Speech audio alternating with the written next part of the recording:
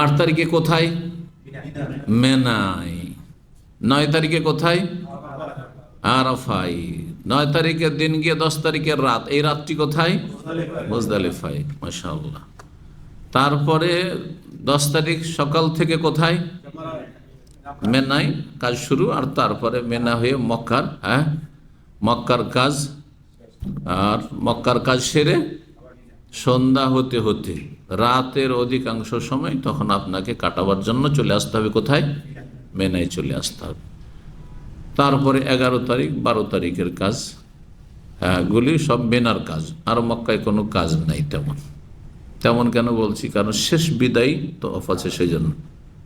দেখেন, তেমন কথাটা লাগালাম, এ তো আমার রহস্য আছে, তাই না?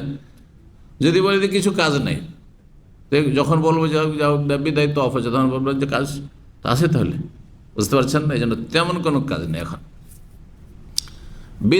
বিদায় তো অফ কখন? যখন বিদায় হবে না, আপনি মক্কা 1 মাস থেকে গেলেন, তাহলে 1 মাস পরে।